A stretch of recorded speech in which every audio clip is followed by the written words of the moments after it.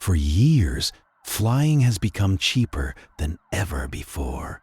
Tickets for less than $50. Trips that used to be a luxury are now within reach of millions of people. But have you ever stopped to wonder how that's possible? How can an airline take you thousands of miles for the price of a dinner? The answer isn't simple, and it's not as safe as it seems. Behind those low prices lies a reality few people truly understand. An industry built on razor-thin margins, constant pressure, and a silent risk of collapse. Airlines like Spirit Airlines completely changed the game. Their promise was revolutionary. Pay only for what you use. No luxury, no included meals, no extras. Just a seat and nothing more. This model allowed millions of people to fly for the first time. It democratized the skies, but it also created one of the most fragile business models in the entire industry. Because here's the secret, the cheap ticket is only the beginning. Baggage, seat selection, boarding priority, snacks, everything is charged separately. And even though this generates revenue, it's often not enough. Because even with all those extra fees, profits remain extremely low. Every flight needs to be full. Every empty seat is lost money. And at that point, the system starts to crack. Now imagine this. An aircraft ready for takeoff. More than 150 passengers on board. Everything perfectly calculated.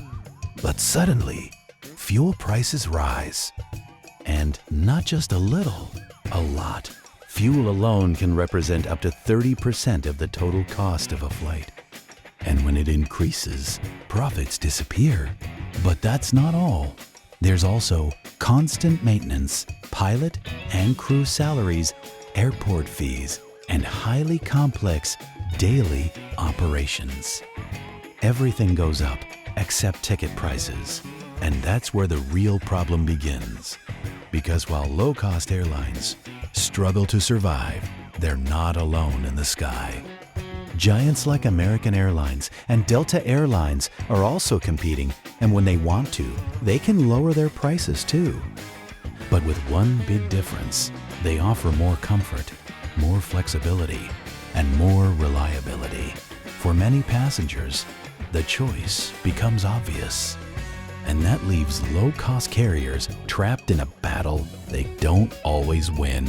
But maybe the biggest problem isn't just costs or competition.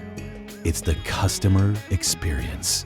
Because when you pay less, you expect less, but you don't expect constant frustration. Delays, cancellations, unexpected fees, it all adds up. And in the age of social media, a bad experience doesn't stay at the airport. It goes viral. Thousands of people see it. Thousands of people start to doubt. And slowly, trust disappears. In this industry, trust is everything. And once it's gone, it's incredibly hard to get back.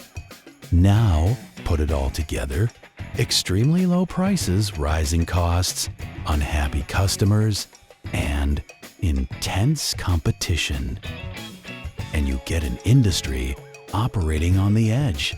A small mistake, a bad quarter, or an economic downturn can be enough to bring everything down. And it has happened before. Airlines that once seemed successful disappeared in a matter of months. So the big question is, do low-cost airlines have a future? The answer is in black and white.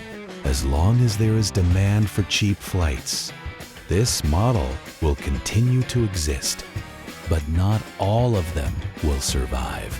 Only the most efficient, the best managed, and the most adaptable will keep flying.